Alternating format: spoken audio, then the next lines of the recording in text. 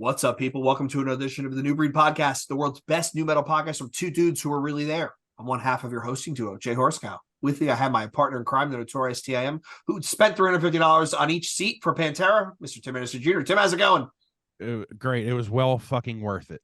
Oh, it was absolutely worth it. I was hammered, but we had a good time. All right, so what are we talking about this week? This week, we're talking about the debut album on Victory Records, Hatebreed, Satisfaction's Death Desire. And who do we have joining with us to talk about this? Two guys who started the idea about this episode by us ranting on Facebook Messenger. We have Austin and Hunter from the band Drowner. Guys, thank you so much for hopping on. We really do appreciate it. Dude, thanks for having us. Thanks for having us. We are definitely stoked. All right, let's, Tim. Let's put this out there first, because people are going to listen to this. People are going to see the episode title and they're going to be like, "Fucking, that's not new metal." Yeah, we know that. We're very aware that this is not a new metal record. So you can like other things, right? No, right? We're no, very aware that this is a hardcore record. So. We did the episode we did on was it Victory Records? A couple people got their noses out of joint. And they didn't even, you could tell they didn't listen. They were like, "Oh, it's a new metal podcast talking about Victory Records." Like, yeah, dude, because like Austin said, you can listen to other shit. And we explicitly said in the first 45 seconds of the episode, yeah, this is not a new metal label. It's no, that also, easy. I mean, hey, listen, if you're going to listen to something other than new metal, listen to the best goddamn hardcore record ever written. Yes. Yeah, God fucking damn it. Come on, dude. It's not that hard to understand. But people, So speaking of the best hardcore record ever written, so I was doing a little bit of homework. This Progression Through Unlearning, In This Defiance, Gamora's Season Ends, all at the same time. Yeah. How fucking bonkers is that? Just on its surface. How bonkers is that? It's like all the records that everyone just rips off for the rest of eternity. yeah, I'm like, no, Literally. this era of Victory Records literally just defined everything that has come out since. Like, in the last 20 years have been informed by this era of hardcore. Like, and beyond. Like, it's crazy how much like this DNA has just continued on throughout this era. On the back of that, Hunter and Austin, I'm going to ask you guys because you're a little bit younger than us, right? So up until this point, hardcore is all agnostic front. It's all Madball. It's all Sick of It All. It's all the punky really side of it. Is this where the world changes and the hardcore fans say, you know what? We can add some metal shit into what we do. We're still in the lane. Is this that pivot point where metal in hardcore becomes just, well, fuck yeah, let's do it? I would say so. I mean, like, just looking back through like a historical lens, like with this, for those who were crucified, like All Out War, everything that Earth Crisis did up to this point, like so much of it had started like kind of going more towards like almost something that could be seen on tour with Pantera at the time, and like just a lot more riffy kind of shit, and it's fucking great. Like I don't know. This feels like the turning point. Oh yeah, I mean, this is also the point where every band starts doing blah and all that shit. You know what I mean? Like, you still hear that. So sick. I love when fucking slam bands like bleh, like they're just making the noise. Like, I don't need lyrics, dude. I don't need lyrics. Just give me gutturals in tempo. So, but Austin, I cut you off, dude. Oh, I was just gonna say, I was listening to this record, and even on the first track, and I don't know if it was just because I was too close to it for so many years, and like I've kind of listened to a lot of other music over the years, but I started listening to this record and immediately I was like, oh, TUI loves this band. TUI loves this record. Oh, absolutely, man. You can see it all through. I was like, oh, this is where Big Kiss Goodnight got like a lot of inspiration from. No, and don't forget, a year later, Death of Your Perfect World comes out, and that just completely shatters everything. Tony Victory, and there's been a lot of ink spilled, a lot of stories told, stuff written about how much of a less than perfect guy he is. But so if we take this snippet, right, this 4-album chunk, Hunter brought up All Out War. Right, so All Out War was before this. Integrity was before this. Dead Guy was before this. Buried Alive is after this. Right, so there's that. I don't know what he was doing, what was in the water.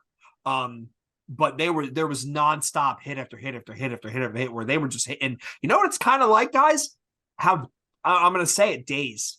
How Days now, because every single album he's been putting out has been monster after monster after monster. It's kind of impressive, like really impressive.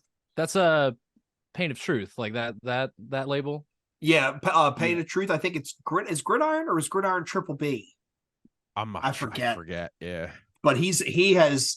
They have. I mean, when I look, Serration, A Morning Star, Adrian, Age of Apocalypse, Bayway, Big Boy, Blood Runs Cold. Jesus, I'm looking at this list. My God, Domain, Foreign Hands, Last Wishes, Laid to Rest, Koyo. That new album is fucking great, by the way. That new album is great. Kicks ass. Hold My Own, Momentum, Pain of Truth, Queensway, Sanction. Like it's kind of nuts. But yeah, I think in time, Days is going to be looked back at as like this chunk of victory where whatever they were putting out with the rare exception of like Hi-Fi and the Roadburners or like Electric Frankenstein. Aside from that stuff, they're pretty much nailing it. Yeah, that label puts out, like you said, banger after banger. Yeah. I mean, it don't get better than Days right now, in my opinion. All right, but Tim, look, but looking back on this, man, I mean, every person that gets into hardcore has to be introduced to this record at some point. It might even be the first record that they're introduced to, and and what I'm trying to say is this has to be the record you're introduced to because this is hardcore right here to me. Me and Hunter were just talking about this, that this is a must listen quintessential hardcore record. Yeah.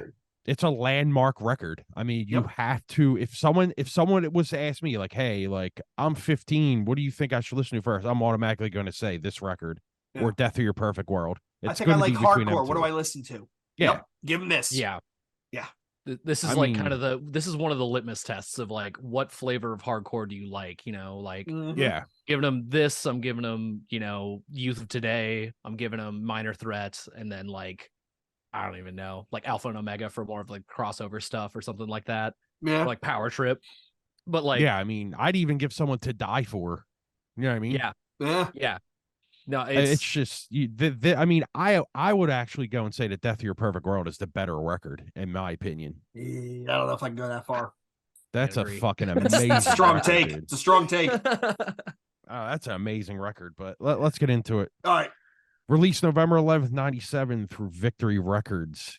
Comes in at a whopping 26 minutes and 5 seconds. So this is just 26 minutes of just, pretty much perfection.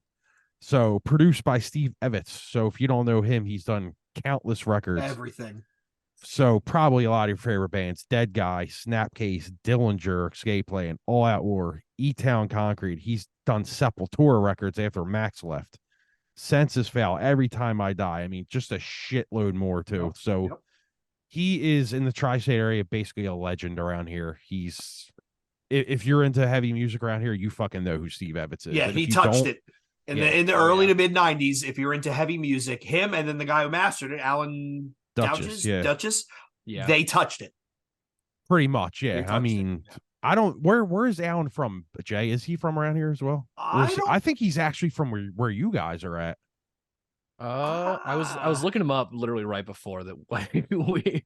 He's in the Hudson Valley, so he's out here. Okay. I could have swore he was out there for some reason. But I think I want to say he's like, I want to say he's British, but maybe I'm thinking of somebody different.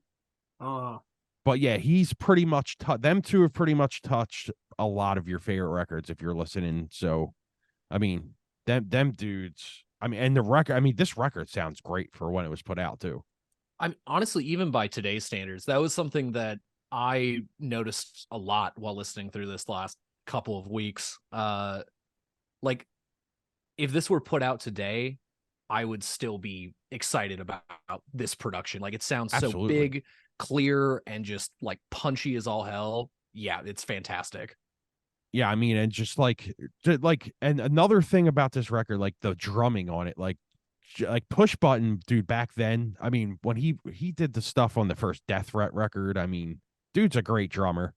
He's been on a lot of cool shit too. I don't know if you guys know who that is, but yeah, Push Button Warfare. he was the first drummer for I think he was the first drummer for Hatebreed. And then he left, and then what's his name's been in the band for fucking ever. I forget his name too. They had a hell of, I mean, through the first 4 EPs, they had 3 different drummers. So he wasn't the first drummer. Okay. No, it was Dave Russo. Then it was Nick Papatonio. He was the guy. I think he was the one that actually, there was a story that he ended up in jail, and it was a bullshit. It was a bullshit case, and they got thrown out, whatever. But yeah. Jamie Pushbutton was the drummer on this. Great fucking drummer, yeah, man. We're supposed to get him on Ill Street, and something happened. I wish that would happen, but yeah. More stuff here. My bad. So, as I did some more like research here, because honestly, there's not much stuff on this record online. You can't really find much stuff, but in the circle of hardcore, this is pretty much considered, like we already said, this is the landmine. This is the hardcore classic. I mean, it's so many people talk about this record. So many bands have ripped this record off. I mean, every band covers at least one song on this. If you're a hardcore band, like it's, I mean, Last Breath. Yeah. How many bands have covered Last Breath? Oh my lord, it's so many. So many. Sure, was the show that we played in Spokane. Someone covered Last Breath. I was just gonna say that in Spokane. Yeah. He's like, my old band this is a song crazy. From our era. Oh, dude, fuck that band. But it's like, how many bands have covered these songs? I mean, it's crazy. You know, my thing is though, is it in drop C or D? Like, what is this? I can't figure out what tuning this fucking record. I don't know. You know people what? He probably talked about it in that one episode he did where he went. I forgot who interviewed him. Was it the Hardlore guys? Yeah, where they literally walked through the entire discography. Yeah, but I mean, it's definitely not in standard, but like the riffing on here, man, it's so fucking good, dude. Like you didn't hear bands back then doing the parts they're doing. Like even the first song, like, you know, that whole like double bass and snare roll thing, like that, you didn't hear that shit back then. I mean, for those who are Crucified, you heard that kind of shit, but like in straight up hardcore, like this is, you see why when you listen through it, why this record is so like in high regard, because it pretty much pushed everything everyone did after. So again, like this is the blueprint like of what was to come. Like the hardcore as it is doesn't exist without this record being what it is. Like I mean, everything they pull out. It's crazy. I mean, because before then you obviously you had hardcore, but it went into where it did after this record, in my opinion. Yeah, absolutely. There's one specific effect that I heard on the vocals that I think this might be I don't know if this happened beforehand, but I noticed it earlier today, actually. It's the reverb before the line starts. Where it's like, da, da, da, da, and then the actual line comes in. Oh, yeah, okay. You know not one about? Truth, it's not one truth. The fucking yeah. That whole thing it's my favorite effect.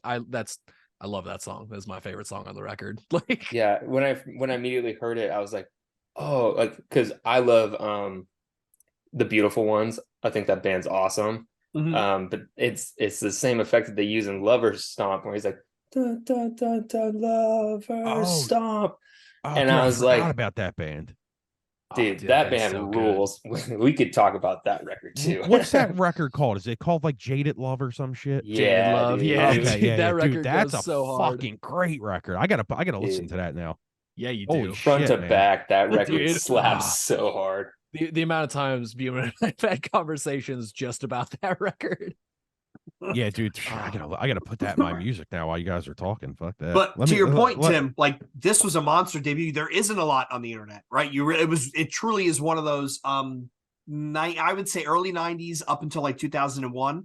The stories that come out about the albums that came out during those times really is you had to be there. You had to be there or you need to catch someone on an interview or a podcast or a documentary reminiscing. But yeah, I think this was the biggest debut album for Victory Records out of all the bands they've had.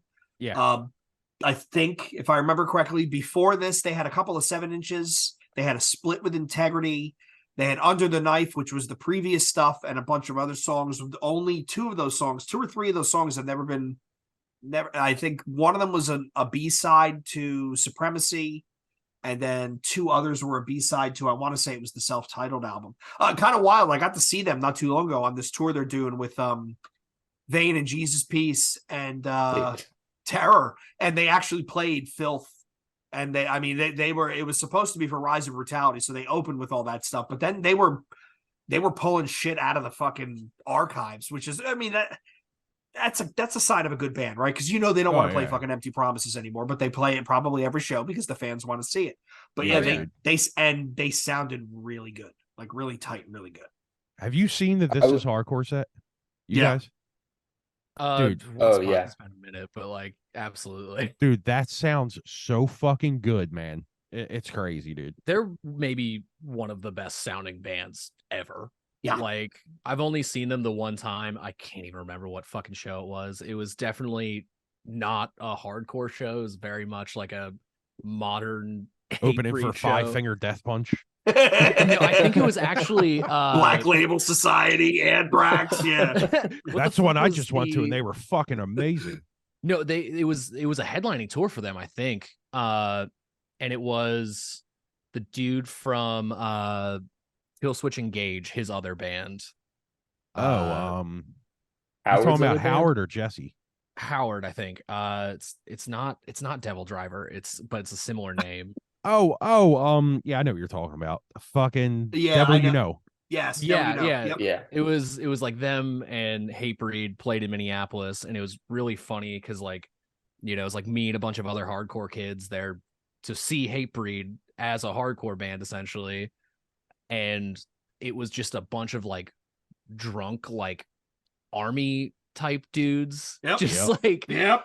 I watched a couple get kicked out because they started fighting in the middle of it, like each other. It was a beautiful experience. Like maybe one of my favorite shows I've ever been to.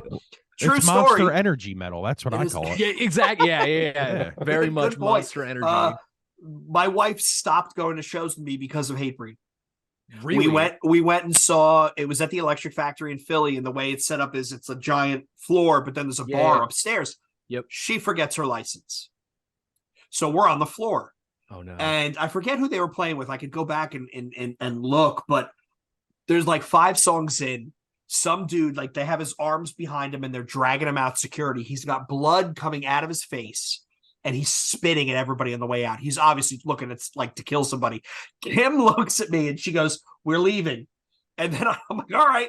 I texted my 2 buddies that were up in the bar. We get in the car. We're on the way home. And she goes, "I'm not doing that with you again." And ever since then, it's like, "Hey, you want to go to the show?" Nope. You want it? Nope. And yep, that was her her last time going to a show with me. And I mean, she was a trooper. She would go see Lamb of God. We saw Slipknot together. We saw Every Time I Die, Cave In, a whole bunch of stuff. But yeah, she was like, "Nope, I'm out." Thanks, Jamie. I mean, I would have loved that actually. Same, yeah. Also, I love the Electric Factory. I've only played there one time, but it was a fucking. Oh, you played there? Nice. Yeah. I played there in like 2019 when I was filling in for a band called Castaway from California. It was okay. Oh, dude, you played for them? I did one tour with them. Wow. It was right before I moved out here. Yeah. They're rad. Love those dudes. Shit, yeah, I remember them. Wow, I gotta listen to that record now too. Man, Tim's gonna have like 16 things to listen to at the end of this, right? All I can think about is for those who were crucified. Like, I want fucking All Out War. Get that in my ear holes. Dude, it's been a minute for me on that one. I have definitely. I might have shared this story before, but the first time I saw Hatebreed, did I ever tell you this one, Tim? A Tattoo the Earth. No. So I get tickets, and we had Scott Alderman, to talk about Tattoo the Earth and what a disaster like it was for him to get that tour going, competing with Ozfest and whatnot. I got tickets. I had tickets to the show that was in Giant Stadium, which is where it was Tattoo the Earth with Metallica headlining. I don't know I forgot how we worked that out. So I had tickets to see Hatebreed previously. It was with Earth Crisis, 25 to Life, and Candiria. They never showed. So I'm like, what the fuck? That was my chance. And then I had tickets for, it was Hatebreed and Meshuggah. So they were going to tour with Meshuggah off of, I don't even think this was Chaos Fear. I think it was Destroy, Erase, Improve. Meshuggah couldn't get visas. They ended up bagging the tour. So I'm like, I really don't want to go. Meshuggah was the draw. So it's in the parking lot of Giant Stadium. It's 2 stages next to one another. So Austin's playing 20 minutes. Then when he's done, Hunter plays, so on and so forth. I forget what band finished. It was like, I don't know, fucking, what's the Devil Driver? What was a Full Devil Jacket or some terrible late stage new metal band? All of a sudden, the Hatebreed banner goes up, and I'm like, this isn't going to be good. And Jamie Josta comes out, grabs the mic, and he goes, we're Hatebreed. We got 20 fucking minutes. We're going to play as many songs as we can. This is Empty Promises. And they go right into it. As they go into it, I turn and I swear to God on my mother's grave, I see this fist. It had to be as big as a fucking cinder block coming at my face in slow motion. Just boom. Just a record scratch. I get popped, right? I go down, I get up, like I have my glasses still, my earrings get knocked out. I'm like, what the fuck just happened? I get to the side of the pit. I look over, my buddy's standing there. He's got one shoe on and his white beater is just shredded. He's like, yo, what the fuck was that? But I mean, it is a vast understatement to say how much of a monster these guys are live. Like and the thing is, they do just enough banter in between songs, but then they keep going. And they don't stop, which is, you can tell when a band's trying to catch their breath where they're like talking for 15 minutes, like, Austin's up there doing stand up where everybody's like tuning and shit. They're just going. They were just going and going and going. Okay, this is Empty Promises. Okay, this is, it was fucking wild. Yeah, they did that when I just seen them, man. They were playing Filth. They went into Smash or Be Smash, and it was just fucking nonstop, dude. I love that shit, man. Tim, where was the first place you saw them? Ah, man. Or with who? That I'll have to think about and come back to. I've seen them a lot, but okay. I mean, being from the East Coast, they played here all the fucking. Oh time, yeah, so. anybody was playing the Troc. Hatebreed was on the Yeah, bill. pretty much. Yeah. I've seen them with Candiria once, which was wild, but See, I feel like such a poser because I've never gotten to see Hatebreed. That's okay. That's okay. I mean, I've I never love seen that Korn. band. Fucking leave. Why are you even here? Man? Tim, you missed that. Tim's never seen Don't- Korn. He's I'm not on a fucking new new metal metal because you're my podcast. friend. I've also Yeah. never seen Korn, so I've never seen Korn. I'm on a new metal podcast, so people are Jesus. like, "What?" I will say there was this girl, the girl that introduced me to Hatebreed. Her name was Caitlin. She was a neighborhood girl down the street, and she had this badass Ford Bronco, and she's just way too like cool for everybody else. And she goes, "You want to hear a real ass beater?" And she puts on this album. so And fucking sick. That's how I got introduced to Hatebreed. Oh, she put on this record and said this is an ass beater. Well, Yeah. she wasn't lying. No, she's she's not. correct. She's not. I mean, so, and we don't need to go track by track, but when you look at the tracks and the track listing, right, there is no song where they come off the gas. No, it's like they have little moments where they kind of like have this like held out note that just like immediately goes back into something. Like as soon as you kind of like, okay, all right, Mm-hmm. we're right back to it. Like the pacing of this record is so fucking good. Like every time I listen to it, I'm like, I gotta listen to the whole thing. And it's only 20 Oh, you have minutes. to. Yeah. So it's just a breeze to get through, and like it's perfect. I have a question for you guys though, because I knew that this was gonna be all of us just being like, dude, what a fucking good record. Like they fucking did it. They sure did. What is your favorite song on the record? Oh, I know what mine is. Mine, it's I know honestly, it's a toss up between Mark My Words Good. and Worlds Apart. Because the final dun dun dun dun dun, dun like literally, when we saw them in Philly when they did the first album in its entirety, I turned to my buddy Rob, who I was with, who weighs probably 140 pounds soaking wet, and I said, in that breakdown of Mark My Words, I am picking you up and throwing you onto the fucking stage. They go into the song and he's next to me and he literally looks nervous because at this point I've been drinking and I'm ready to go. A fight breaks out and they stop the song and then they go right into the next song. They go into Last Breath and I'm like, what the fuck? That was my chance to throw him into the. I was so angry. I was like, I was gonna literally just chuck him onto the stage, but it's honestly though, that's a hard question. It's a hard It is. question. I know. That's why I'm asking it. We gotta get to the truth of it. Mine is Burial for the Living and then Mark My Words. You're right, Jay. That's an amazing track. So Austin, I'm probably honestly gonna say Mark My Words as well. damn, Hunter. You're all wrong. It's Not One Truth. Not One Truth is the best song on the record. I will say Mark My Words is probably my second, mostly because when he goes into like the Mark My Words at the end, every time I think he's just gonna say bark 3 times. And Either way, Knocked it's like Loose so has sick. ruined you. I was just gonna Yeah, say, it like, has a you little could, bit, somebody like- needs to cut "Knock Loose" into that song where he just goes "arf arf arf" 3 times. Yeah.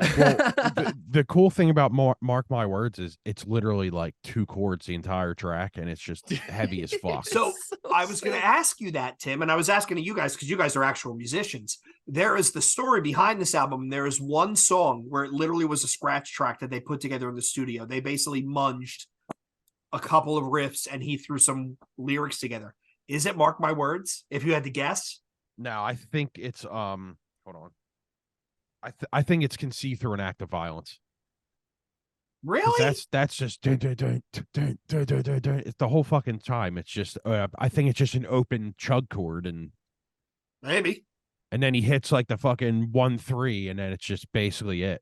Because them riffs are so fucking easy to play. It's like if you really sit there and you get the tuning like kind of right, you can literally sit there and be like, that's 1, that's 3, that's 4, and it's just fucking done. You know what I mean? What do you think, Just Hunter? down tune your guitar to D or C, drop C, and you're just like, yeah, there you go. That worked. See, I If don't you had know. to guess. Mark My Words probably would be like one of the best guesses you can make for that, but I just like I lose myself in this record every time that I forget to like think critically about it. Like my brain just says like hit anything around you, just fucking absolutely destroy whatever's in front of you. Yeah, I mean, and then on the later records, that's pretty much his every lyric is smash this, break Smash this. this, Destroy everything. Yep, Yeah. Yep. I mean, that's why I call it Monster Energy Metal, because all the people with tribal tattoos and slamming monsters are fucking loving this shit. fucking the fucking the saltwater Dude, life on the back. there's nothing Go there's on. nothing worse than the tribal shirtless dude in the pit just going. Yeah. Oh, the dude. impress me guy. Yeah. Yeah. Just getting ready for the push pit of just I like mean, I'm gonna I fucking remember- knock these teenagers over. Like Yeah, Did you guys ever get the chance, or I mean, Tim probably has, the Stillborn Fest that he used to do where he would Oh, yeah. tour with all the bands? Like, it was, I should probably get out the lineups, but I mean, I remember seeing them at the Electric Factory. It was off Perseverance when they were touring for that.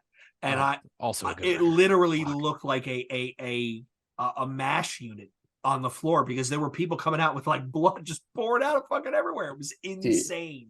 Hot take. I go back to Perseverance more than I do this record.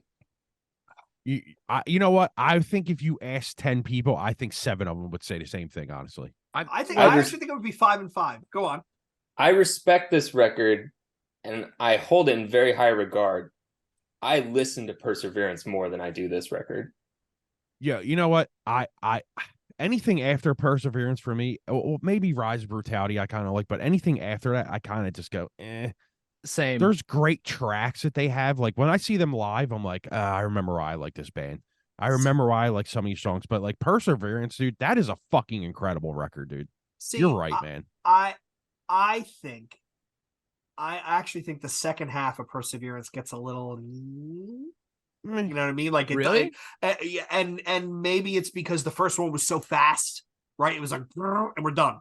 Whereas it slowed down a little bit. If you look at the song lengths, they get a little longer. Like Smash Your Enemies is a great song. Like, dun, dun, dun, dun, dun. I mean, if you don't really want to just crush the person next to you, there's something wrong with you. But I think it gets a little long in the tooth on the B side. I did. Well, let's wrap it up in like a new metal kind of way for the fans. It's almost like listening to $3 Bill, y'all, and then listening to oh my god, what is that record? Significant Others. So it's like Perseverance is almost like the stepped into Hatebreed. You know, where like Joss's voice sounds better, the guitars are heavier. That's fair. You know, that's fair. The mosh parts are heavier. That's Yeah. like right. Yeah. that's what I think of with like Perseverance is I think technically it is a better record in terms of like production. Oh, I mean, not even production. Songwriting, Kind of absolutely. songwriting. Like Yeah. there's a lot more happening, but like for me, it is still Satisfaction is like the one. Like because it is, like I said before, it's just a breeze to get through. Like every time it's just a quick 20 minutes of just like everything start to finish is perfect. It's because this is a punk record and Perseverance is a metal record. Yeah, Yeah, that is true. Yeah, yes. absolutely. Yes. You're 100%. Yep. The, like It is and where to that shift Austin's really started for them. Yeah. And to Austin's point, like if you don't feel something during the course of Perseverance, the track Perseverance, like dude, like you're just fucking lifeless because that Nah, shit is dude, incredible, dude. It's so good. I actually texted Buman the other night where I was like, okay, like I started kind of like, because I've basically only been listening to Satisfaction for the last couple of weeks because like this gave me a great excuse to make that my entire personality for a little while. He comes to but practice writing fucking Hatebreed riffs. Or Yeah, like you know, he's it's wearing great. wearing Hatebreed booty shorts. Yeah, dude, I got the bandana on like Josta. It's like, yeah, I got the whole thing. But like, I listened to Perseverance because I was like, I need a palate cleanser. Why not some more Hatebreed for that? And God fucking damn it, that record is also amazing. Like, yeah, it just like the song Perseverance, I think is maybe my favorite on the record. And it fucking just slaps every time. yeah, like that chorus, man, just hits. it's so good. The So best part good. was I replied to him with, that record slaps. I'm watching John Wick 4. This movie fucking rules." No response. Well, that's Yeah. that's kind of music you should hear in John Wick because it's this fucking what is Yeah. him just shooting at people the entire time. Oh, Oh, yeah. yeah. And active reloading. My God. I'm not going to talk about the erection that shit gives me when he fucking reloads like that, where he hits the button and throws his wrist so the clip clears. Yeah. I think most Hatebreed fans would even tell you, those of us that are old enough to like that got into Satisfaction after Supremacy, it really starts like there was to put it in Hunter's context, right? You have Satisfaction, which was their debut. It's what a lot of people define hardcore by. Austin's right. It's a punk record. Then they go into Perseverance, which is more of a metal record. Then they go into the Rise of Brutality, which honestly, if you're asking me, this is more like a throwback to the metal side, but with some agnostic front or some Sick of It All built in. Like that's them trying to go back and grab some of that sound. Supremacy, I think, is where they truly become like Five Finger Death Punch metal, right? The Five Finger Death Punch openers. And then from there, it's just kind of like, there's like a track or two every album, but Jesus, man, what a start. They definitely become that band, but you can't blame them because I mean, when it comes to making it your career, well, how could you blame anybody for that? You know what I mean? Well, that's what happens when you tour with Metallica. Yeah. Yeah. I mean, and the same thing to Jay's point earlier, when you come through, if you're only playing them songs, then you get kind of aggravated. But when they come through, they're giving you the hits of every record. So you're kind of happy with it. Yeah. But you're not happy the way they progress, which I am 100% guilty with. So yeah, I mean, even like with them going into like, you know, the Monster Energy metal vibe, like I don't think they ever truly like lost themselves fully with it. Cause like even if you listen up to like fucking Concrete Confessional or whatever the fuck like record came after that, like yeah, like I mean I've listened to it maybe like one or two times, but like it's not bad.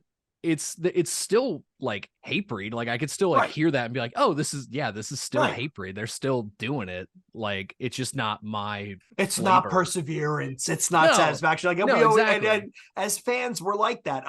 We always want, I mean, I'm pretty sure that all four of us on this episode would agree that if they had made Satisfaction 12 times, we would have enjoyed every single album. Oh, look, it's another Hatebreed album. Sounds like the last Hatebreed album. Going to see them when they tour, right? Like, I mean, we never would have held it against them, but creatively, that's got to become stifling at a certain point. We're like, oh my God, again? Well, look at it this way. Look at Terror. Like, Terror from an objective standpoint puts out kind of the same stuff. Arguably, yeah. Oh yeah. I mean, don't get me wrong, I love that band, but I would say Hatebreed made the move that would get them in bigger places. True. Hatebreed or Terror was just like, we got a good formula. Let's keep doing that that Terror sound. Right. And to your point, also, I'm going to build off that. Terror also had peaks and valleys, right? So you have the EP. You have the self-titled, right? Lowest of the Low. Then you have one with the Underdogs. Then you have Always the Hard Way. Then you have The Damn the Shame. Then you have Keepers of the Faith. Then you have Live by the Code, right? And then the newest one where it's painfully fucking obvious that Todd Jones wrote all the riffs, because that guy, you could literally cut his hands off, and I guarantee you he still writes monster fucking riffs. There was somebody he replied to on Instagram talking about maybe 10 new Nails songs, like maybe they're going to release a new album. And I was like, yo, are you fucking kidding me? Because that last one was like music to burn your own house down to. Like, it was unbelievable. By the way, I think I should call out, as of this point right now, this episode is officially longer than Satisfaction's Death and Desire. Oh shit! There you go. we have literally crossed over the barrier. Oh god. So I know we talked about this, but like, does it, like, if you think about Converge's Jane Doe, right? That completely changes the face of metalcore, right? Like, actually, though, metalcore back then was more of the screaming than the singing choruses and then the mosh part. But if you think about real metalcore, Jane Doe completely changes that landscape, right? You would agree? Yeah. 100%. Yeah. This one in hardcore landscape completely changes it, right? I would say so. Yeah. What would be the record that completely changes the face of hardcore after this record? Because this came out in 97. So what record up until now changes the face of hardcore? Like, what would you think that is? Because I tried thinking of it. I'm like, I cannot answer that question. After this, what's the next big pivot? What's the next big landmark hardcore record? I would say maybe Trapped Under Ice. I was going to say Big Kiss Goodnight. Trapped or even Under Secrets Ice of the World was definitely front of mind. But before that, Tim, could you argue Poison the Well? But Because that's metalcore. That is still metalcore, but it introduces a whole different side, right? Jamie Justice not doing cleans in key like Jeff is from Poison the Well on Nerdy, right? Maybe it make a slight right, maybe. I think there are two records or bands in general that would be like the ones to like change everything. Kind of depends on what route you're going. Probably like Have Heart would be one that I'd say, because like mid 2000s, that's like when the melodic stuff starts kicking off. Like, like with them, Verse, Comeback Kid to a degree, just a different flavor that got like way more expanded on, where they kind of took a lot of like almost like Youth Crew sensibilities in a way and like made it a much more like palatable version of it. And made it pretty, had choruses, had like much more of the punk aesthetic, but still being like modern hardcore. Like, I got to go back and listen to that. Yeah, I got to go back and listen to that Trapped Under Ice, because I haven't heard that in so fucking long. So fucking I will tell you that. What did you guys think of Heatwave? It was Angel Dust, but I like Angel Dust. It's the issue is that, like with Trapped Under Ice, is that Justice doesn't want to make that music anymore because, in his mind, everything he does is hardcore. So he doesn't have to make like the meanest, toughest shit for it to be hardcore to him. So like, which is cool, whatever. My downfall with it was that I really wanted another Big Kiss Goodnight like everybody else. And it was another Angel Dust record to my ears. But how do you even follow up Big Kiss Goodnight? It's like it's Title Fight stuff. Like it's the same issue with Title Fight. Like, it's why I hope that they never come back, because they're never gonna hit that again. You know what I mean? You're talking about the first Title Fight? I'm talking about like the band Title Fight. Like that's what I mean. The first record. Floral Green probably. That's same for me. Like, I fucking love that record. No, yeah, I mean, it's a good record, but wait, so you're talking about the fucking Hyperview? No, that's the last record. What's the first Title Fight record? It's you're asking the wrong dude. Last thing you forget. Yeah. Okay, yeah. The super pop punk one. That's what I thought you were talking about. Great record. Great record. See, did you guys catch the meme that we put out where, to your point, Austin, TUI became Turnstile became Angel Dust became the Lemonheads, and then it was go backwards, we kind of fucked this one up. I will say though, I really liked Heatwave because it was 1.5 songs. Like, it's not, you're not going to get a Big Kiss Goodnight again, you're not, but I thought it was a damn good record. Tim, you actually might enjoy that because the songs are really fast and they're kind of punkish, but It's like, no, I mean, it's I've not a heard the bad record. I've heard it. I just haven't heard it in a long, long time. Yeah, I've never been the biggest fan of that band, and the Angel Dust stuff. I just heard the new one, and I was like, "What the fuck is this?" yo, shit? it's terrible. So you saying you like Hey, it? whoa. The new Angel one? Dust is Oh, the the- new one's terrible. The new ones, yeah, it's fine. But like Rock the Well, Fuck On Forever, like Good great album. record. Great record. album. Yeah. But That it's was I mean- that was the one before they went to Roadrunner. I think so. I think so. I don't yeah. know enough. Well, Yeah. It was when they were still punk and not the Lemonheads. Yeah. They were on Gotcha. Popwig. Mm-hmm. yeah. But I mean, the Angel Dust has essentially just become like Justice's experiment space. I feel like. I mean, Yeah. yeah, and like good for Yeah. him. It's weird. It's like honestly, most of it is fun.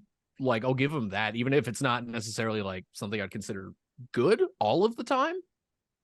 It's usually Yeah, I pretty mean, fun. Yeah, I mean, I'm not gonna blame anyone for doing different stuff. I mean, it's kind of like when 100th came out with that new record, and you're like, "Whoa, what is this?" But I actually really think that record's great. Dude, straight up, I love that record. That's So- a fucking great record. So I looked it up, right? When was the last time the wife punched it in for Hellfest, right? And got to give her credit for actually attending this to me. The last time she saw Hatebreed with me, not Hellfest, Hatebreed, was the Stillborn Fest 2004. The lineup, listen to this fucking lineup. Hatebreed, Agnostic Front, Candiria, God Forbid, Full Blown Chaos, With Honor, Love is Red, Blacklisted, The Autumn Offering, and Forever I Burn. God damn. Fuck. I don't even know how I convinced her to go with me.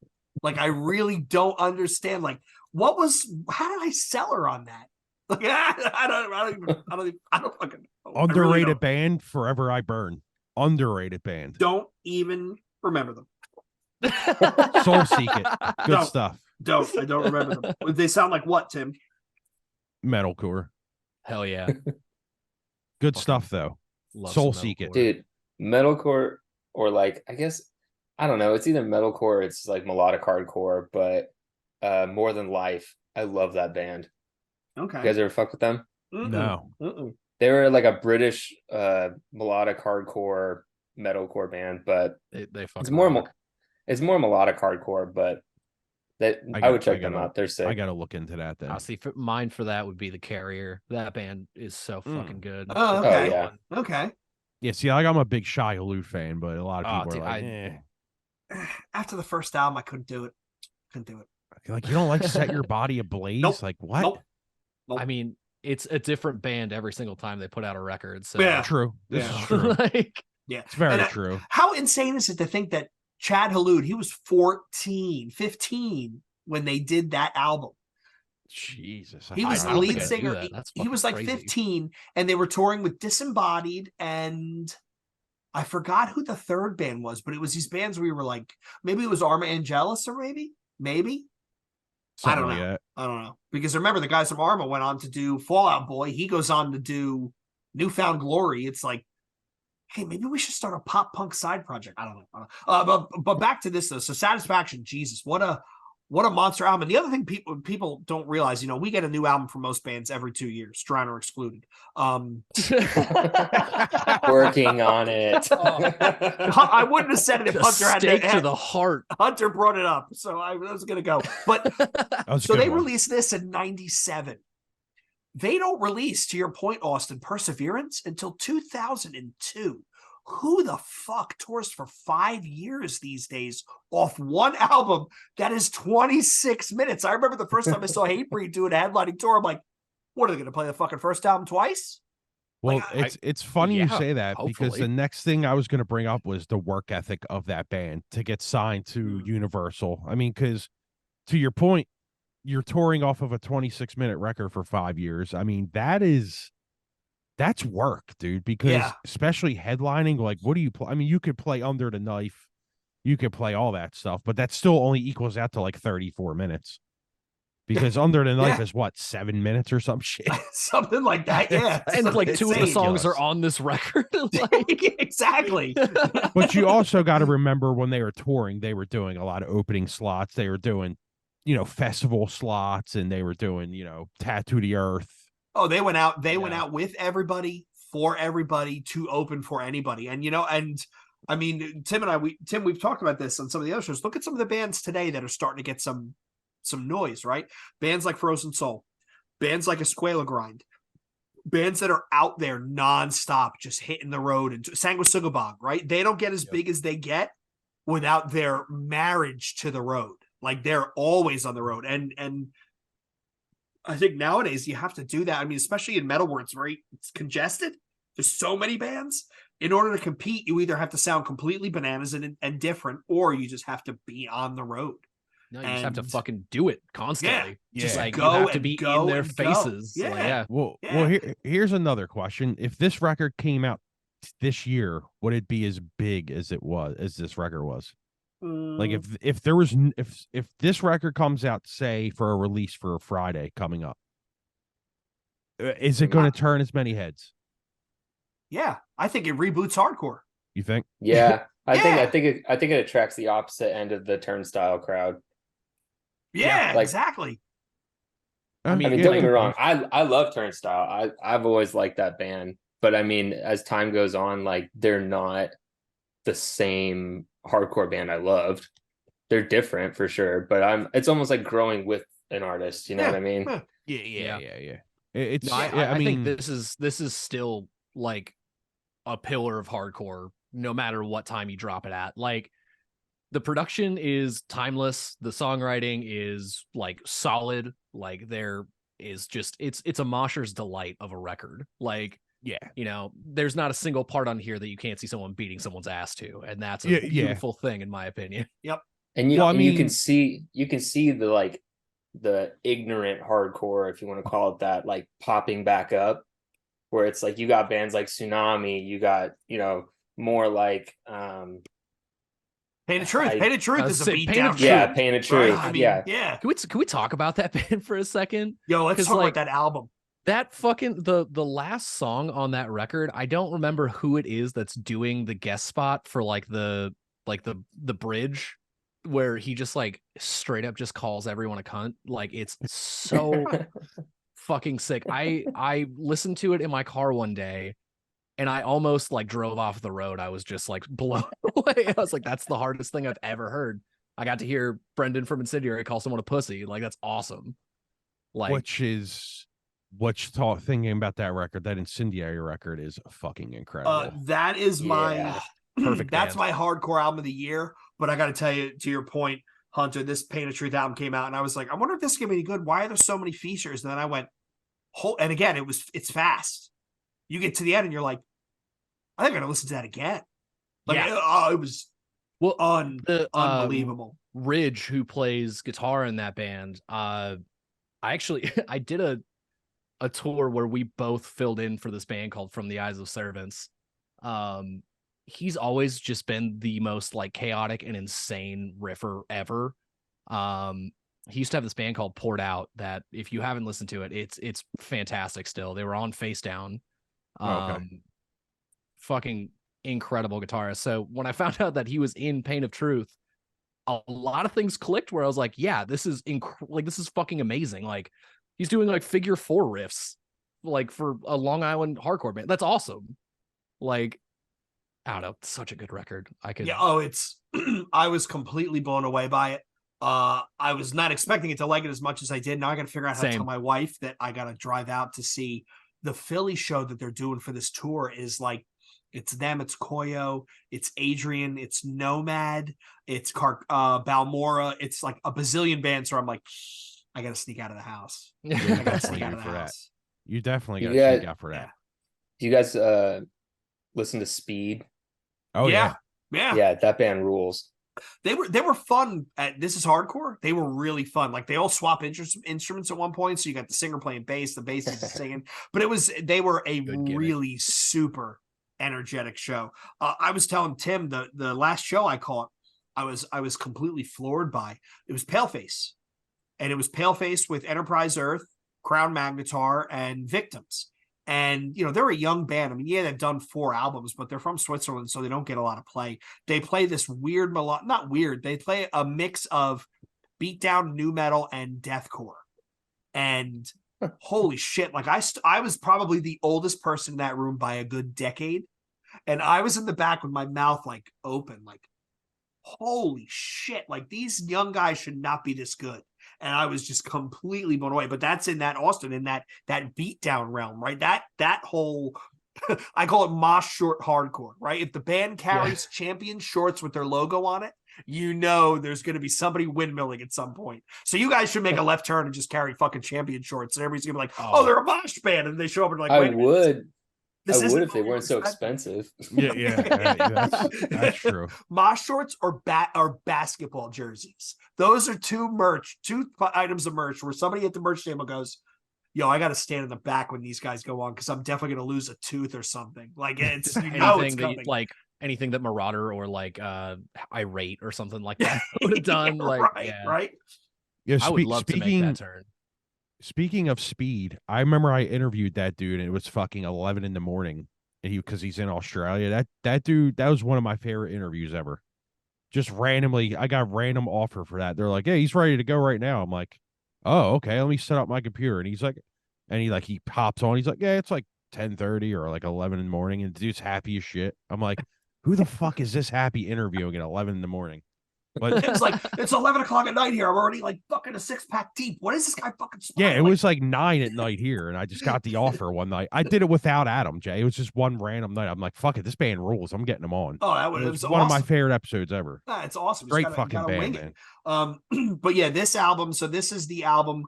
After this, the lineup back to Hatebreed. After this, the lineup solidifies. Right. So Jamie Pushbutton leaves. I think they had one other drummer in between him. Rig Ross, who just toured with them in the middle chunk. Isn't Matt the only other original member through the whole time? So it's Jamie and Matt. It's Jamie, it's Chris Beatty, the bassist. Well, that's who I met, Chris, yeah. And now, so Wayne Lozanak, the guitarist, he was the original guitarist, the rhythm guy who left. Eventually they got Sean Martin, and then they got Boulder. And then Boulder leaves. Martin is still there. They did one album as a 4-piece. I think was it Supremacy they did as a 4-piece? No, they didn't do anything as a 4-piece. And Martin was in Terror, right? Sean Martin? No, Frankie 3 Gun. So Frank Novinek, he's been in Terror, he's been in Integrity, he's played in Ringworm, he's literally played in every Cleveland hardcore band you could think of, right? The only thing he's missing is like One Life Crew, and I just don't think anybody wants to ask him because nobody admits to doing that in public because it's just kind of a bad look. Well, I wonder if he was in Mushroomhead, because every fucking hardcore guy was in Mushroomhead too. He probably did. He might have been in Integrity 2000 for all we friggin' know, right? Everybody was in that too. That's a fucking great record. But yeah, after Perseverance is where they really start to solidify. So they do Satisfaction, they do Perseverance, which is with Boulder and with Sean Martin, and then from there it's The Rise of Brutality. Is that right? That can't be right. Supremacy. So at Supremacy, it's Sean and Frank, and then Sean leaves, and then I think they bring Wayne right back in, and then they keep going.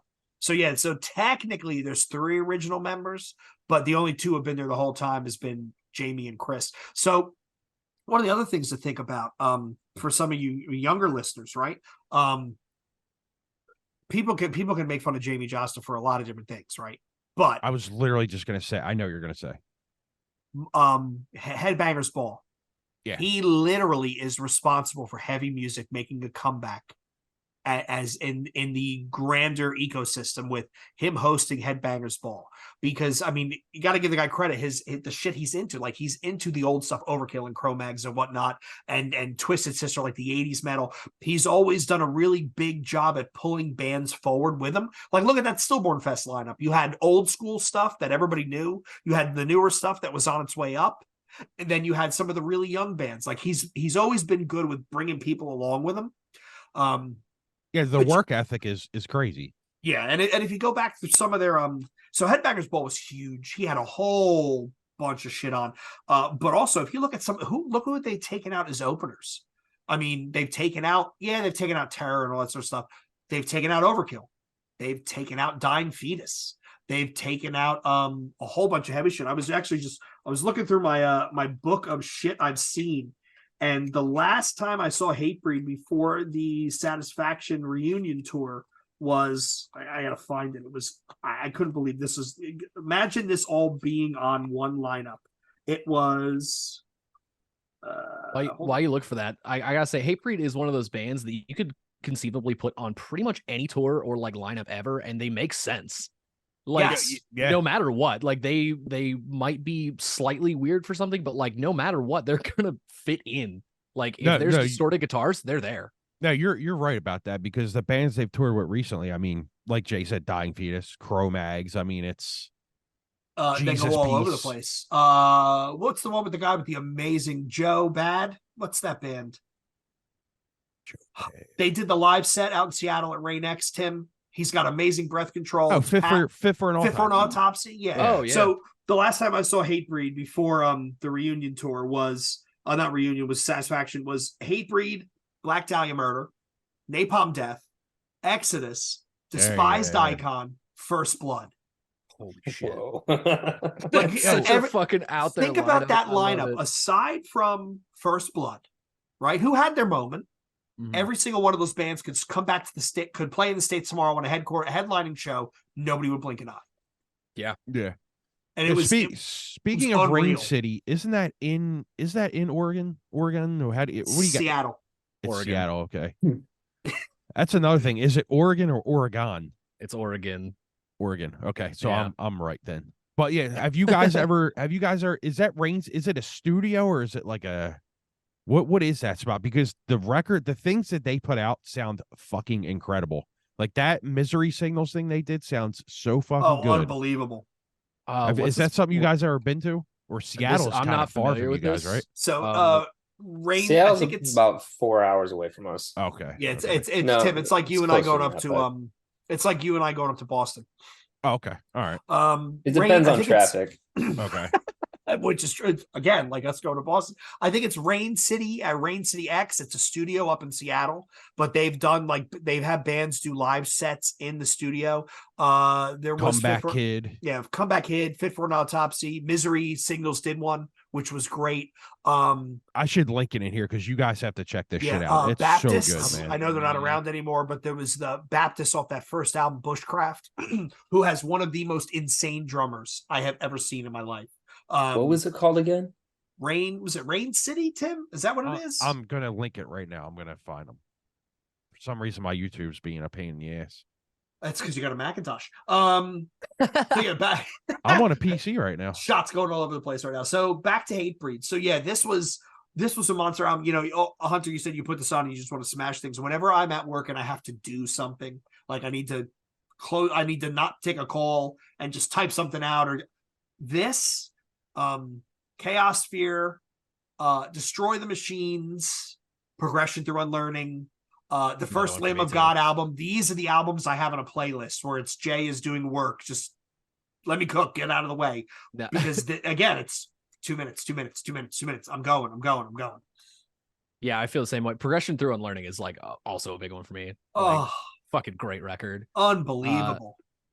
Yeah, I mean, this, especially lately, like I've been opening a lot more at work, so I have like 2 hours of just like walking around Guitar Center, just like, you know, putting shit away, doing admin work and whatever. And I just put this on, and I'm sure there's plenty of like terrible moshing footage on the security cameras, like of me opening. Cameras. Like, it's Dude, the best. do yourself a favor, right? Go into the chat. It doesn't even matter if we're recording right now. It gives a fuck. And while we're talking, you guys can take turns. But if you can do it, fucking listen to how good that Misery Signal set sounds. Because Holy if shit. you're into Misery Signals and you watch this, you're going to watch it like 28 times because it's that good. And this is right when Jesse came back as the singer. Holy shit. I just listened to the first 10 seconds and I'm already just Yeah. rock I'm hard. in. Yeah, it's that it's set that it's they all did good, it. This man. is hardcore. I almost had tears in my eyes because I was completely stunned. The last time I saw them was when they were touring off of Malice and Magnum Heart. I think it was them. That was Misery Signals, and it was A Perfect Murder. If you guys remember them on Victory, Yeah. they were one of the original bands to have 3 guitars. Yeah, it was Misery Signals, A Perfect Murder, and a couple others, and I was just like, that set that they did at This Is Hardcore was unbelievable. It's so funny that we've gone so far off the map with this. I know, right? With the hate breed. Whatever. I love it. No, this is great. This is why I love Before- doing this show with you guys. Like, Before we get into the new, well, I don't want to say it now. Before we get into what we're going to talk about, we don't have to go through every track and describe it, but let's just go through the tracks a little bit at a time, like even if it's 10 seconds each. let's do it. But I want to talk about some of these tracks because as you start, I'm going to say it. I think the bottom half of the record is better than I think the back of the record is better than the front. I fully agree. I like, honest to God, like Prepare for War and Not One Truth, like right around there is where I'm just like, everything. is Every just song's great. so Yeah. fucking good. Like, those are the songs that everyone covers. I mean, like, No, fucking- you're right. Yeah. Everybody covers that bottom, yeah, like the top, or Yeah, I Trade don't My want to call Life, it Mark My top, or but Words, you know what I Last mean? Breath. The Yeah. A side. Tim, I'm gonna go out. This is probably the first time in the history of this show I'm gonna agree with you. You're right. The It's- second half of this album is way more of a monster than the first. Yeah, I mean, let's start. I mean, Broken Promises. That intro thing where it switches between the snare roll and the bass, the double kick roll. I mean, that shit is fucking legendary, dude. When I first heard that, I was like, "Whoa, dude!" Like, I've never heard that in my life. And like back then, I'm listening to fucking Sepultura, All Out War, all that shit. But like, you just never heard a hardcore band do that kind of shit. You know what I mean? Like, if you put that on, you're like, "Whoa, dude!" Like, where did they come up with that? But like, as soon as you hear that first song, you automatically get that thing like, yo, this is no bullshit, no frills, just in your fucking face hardcore. And that's what I think makes this the perfect record for hardcore. Like, it's the most accessible record kind of too. You know what I Yeah. mean? Like, if you think about it, the most accessible record is going to be this record. That's why we kept saying, all four of us, this is the record. If anybody asks, I want to get into hardcore, here's the fucking record, man. And that first track just solidifies it for me. Mm-hmm. It's got everything you want in a hardcore track. And then immediately going into Burn the Lies. Burn the where Lies. It's just Yeah. like got like the full, like, it's such a sing-along track of like every part of it. Like, it's easy to remember, like, you know it by the second half of the song, and it's a minute 45, which is fucking crazy. Like, that's Right. that's impressive. Yeah, Like, the Some might best- call it an ass beater. Yeah. And the best part of Burn the Full Lies, circle, and baby. I don't know if you guys will know what I'm talking about, but right in the beginning where it's like dan in it, and then they do the kick drum into the cymbal stop, it's like doonch, and then they go, Yes. dude, that shit is amazing, dude. It's just like they hit that perfect stop right into the roll, and then it goes right into that no frill shit again. I that's what makes this record so good, because there's just them little tiny things that they do where you're like, nobody else was doing it. Yeah, And nobody that's else the really thing. does it now. Oh, well, that's what I love so much with the composition of the entire, like, the arrangement of the entire record, is they pace it so well. Yeah. Where like all of these, like, it is just a constant like ass beater start to finish, and you have just these little moments of reprieve where you're like, okay, all right, back in, like, Yeah. and Burn the Lies is a great example where it's just got the or whatever the fuck it is, like, it's got Yeah, the that sound beat, effect is, Almost out of breath. Deftones. Yeah, You're almost yeah. you'd almost be out of breath at the end of this album because you're just going. Yeah, and it's great. And the one thing we haven't talked about, and I'm surprised we haven't, the lyrics on this record are hard as shit. Like, Dude. Yeah, dude. the hardest lyrics, man. Like, back Yeah. then, like when you're fucking 15 and you're listening to this, like it's kind of like what you guys were saying before. Like, you just want to burn the fucking world down. Like the lyrics, man. And I know Our as only he hope went, is vengeance. yeah, like, and as the Yeah, dude. records go, his lyrics get kind of corny at times. Like the newest record, like Staring Down the Barrel of Yesterday or whatever, like Dude, that shit is corny to me, man. I hate that shit. I'm not gonna lie. No, it's But like he this gets, record, like, man. weirdly positive and like, Yeah, he's like Tony Robbins core. yeah, a little bit. Yeah. Like, Yeah, it's like what's he say always? Death metal push-ups and coffee or some shit. Yeah, it's something. But Yeah, like this yeah. this whole record, it's every line that he has is like simple to the point, and it's visceral. Like, Yeah. Mm-hmm. you What's know, he saying in the song? All that I have for you is hate. Like, come Yes. on, man. Yeah. That shit's hard. It is. That's That hard. is hard. That is Harder hard. shit has never been spoken. Yeah. Well, there's I can't remember what song it is, but it's just like I'll dig your fucking grave. Like Oh yeah. is it Betrayed Right by before the Life? break part. Yeah. Yeah, That's on the later. It's on the later part of the record. it is. But which, all right, let's keep going because My So- note, my one note for Before Dishonor is hard ass 2-step. Yeah. Yes. That's in mine too. It is one of the hardest 2-steps ever. And that's another thing about this record is that those parts that they do, they're like of the upper echelon of those type of parts. So it's like that's what makes it such a quintessential. I keep using that word. I like it. No, that's fine. But you're right. You know what that else makes about it this song? like that. It doesn't Another sound great part about cheesy this song. when they do those parts. Yeah. Mm-hmm. Another great part about this song, that pick slide and Before Dishonor, where it just slides for like 5 seconds straight, dude. So hard. Like, come on, dude. Nobody was doing pick slides like that. That shit, I love that shit, man. But you're right. The 2-steps in some of these songs are fucking ridiculous. I just listened to the Before Dishonor one just because I had to get it in my brain again. Jesus fucking it's hard. Christ. Yeah, remember when the So record good. first came out and they had the sound clip in the beginning of that song and then it got taken out? Does anyone remember why that happened? Yes. They didn't have rights to it, and it was Andy Garcia, but I forget what movie. So they made him take it out? So yeah, if somebody lodges a copyright complaint, they have to take it out. So there's the sample in Before Dishonor and the sample of Shawshank, which is right before Driven by Suffering. They both had to be taken out. So I was listening to it on Spotify and I'm like, why does this sound so fucking weird? And then I went back to YouTube Music where I actually uploaded it myself and I'm like, oh, that's where it was missing. Yeah. Yeah, because I have the vinyl and it's on there. And I'm like, why the fuck is this not on the Apple Music one? Yep. So, They couldn't get there's rights. some facts for it right there. There we go. Yeah, There we go. that is one of the hardest songs on the record for sure, though. I mean, even live, that's a fucking staple song right there. Yep. And people fucking murder each other to that shit, man. That's probably my number 2. Just because the 2-step gets me every time. Like I was at work today and your boy's been in mosh retirement for a while. But I was like, oh. That'll make you come out of it. Yep. Yeah, dude. Is there a My song, brother- Jay, that you came out of, Jay? That Did I you say came there out- was a song that you came out of mosh time before and then The you're like, last never 2 again? times, and I'm way too old and way too fat to be moshing. The last 2 times was this album tour when they did the 25th anniversary. It was them, Dying Fetus, Code Orange, and Twitching Tongues. Into Stone by Martyr AD. I almost had a fucking heart attack on the This Is Hardcore dance floor because I was like, I couldn't stand still, but I'm like, well, I'm way too fat to be doing this. Like, what am I doing here? But it was, yeah. What? Also, before I cut you off, I'm sorry. What were you saying? Honestly, I forgot. Shit, my bad, dude. You said something about your You're cousin, good. I think.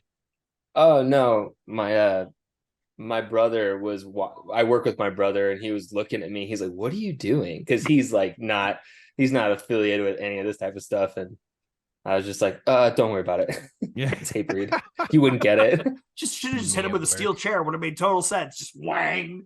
But before I forget, so Hunter, so working at Guitar Center, what is and this is totally off topic, but before I forget to ask you this, what is the song that every fucking person sits down and plays on guitar? Oh, it cycles. One of the more evergreen ones is Everlong. A lot of kids play that.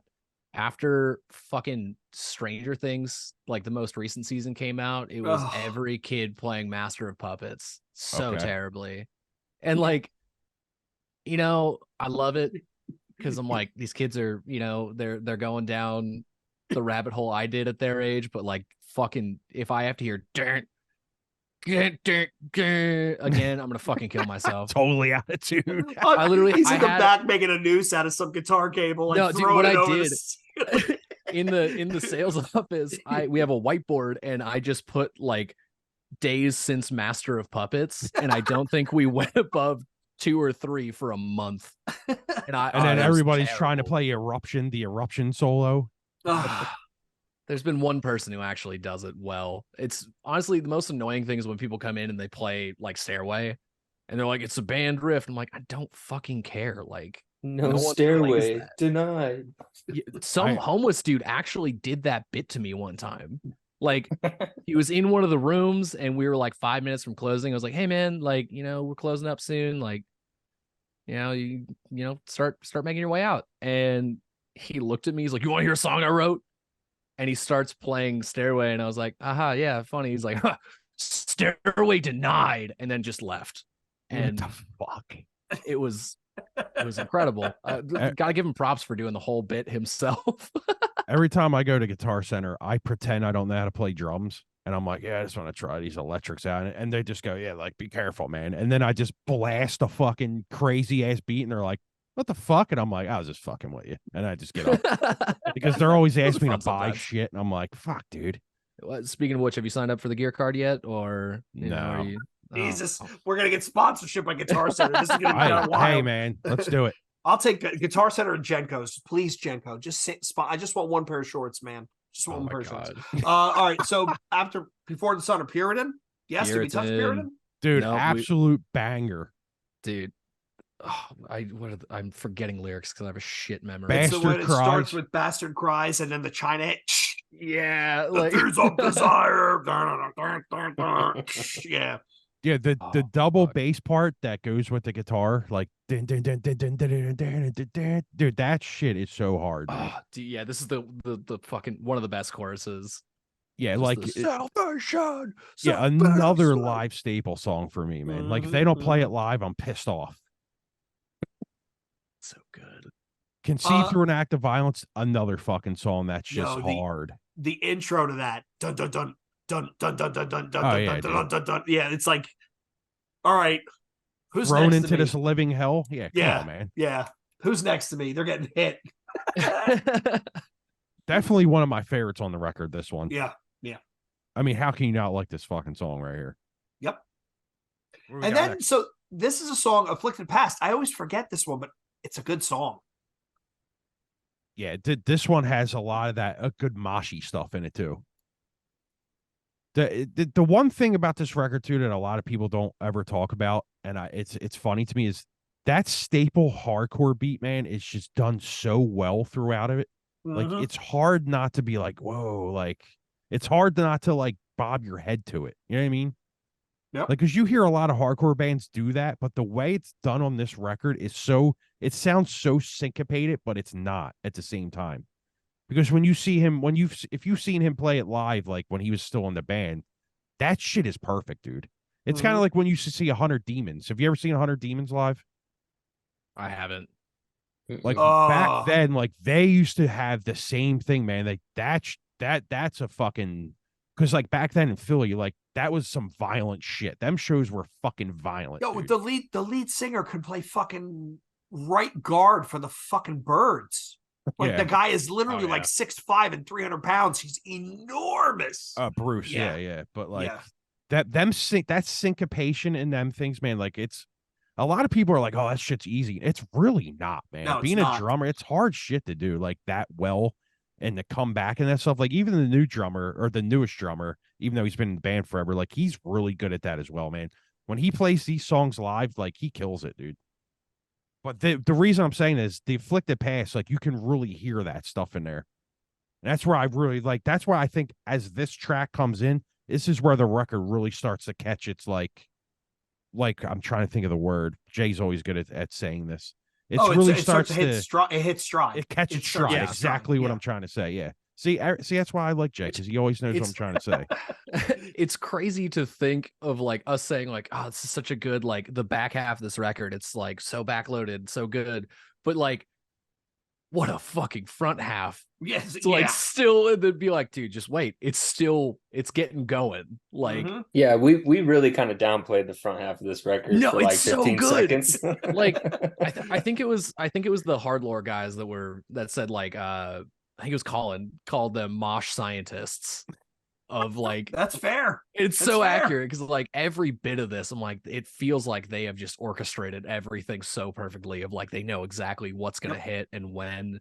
Would it be okay to say that the first part of this record is more of like the heavier groove, and then they just said fucking and went into like just the fast in your face shit at the end? Because if you think about it, the first half of this has more of that groovy double bass parts and all that kind of stuff. And then the second half, it's just more straight up hardcore. I have the mental image of that guy, the meme from the History Channel, where his hair is standing straight up and he says aliens. I have a meme of it's just Jamie Joslin walks into the studio, he just looks at them and he goes, breakdowns. And it's just breakdowns daisy chained together for the last 8 songs. They just keep going. Just put another one in there. Put another one. Put another one. I mean, but is it stupid to say that though? Because I kind of feel like the first half was just the ass beater part, and then the second half was just okay, we're just gonna beat your ass, but in a different way. Yeah. Yep. Yeah. Like they hit more of like the halftime breakdowns towards the end, and it's fucking great. It's just so good. I want to get a count of how many times I've said this is such a great fucking record. Yeah, we'll edit it and we'll just do a ding every time you say it. Yeah, there's gonna be a super cut of me just jerking off this record. That's all I've ever wanted in life. What are we up to? We're gonna go to Prepare for War. This is, if I had to say it, actually, now I think about it, this might be one of my favorites as well. I know, like we were talking about favorites before, but this song, now that I think about it, this is another really, really good one. Just the drum part that kicks into it is so fucking good. Yeah, I mean, oh yeah. And then it's just straight 2 minutes of just in your face shit. Is this the I Have Yep You Gotta Fight? And then it drops out to the bass. Yeah. Oh yeah. Yes, yeah. Yes, it is. Jesus. Oh, damn! Yeah. And they ring it. Yeah, a tried and true method of getting people to beat the shit out of each other. Drop out everything but the bass and the drums, and everyone will lose their fucking minds. You know, Tim and I have talked about this. Like, beat down hardcore. If you think about it, right?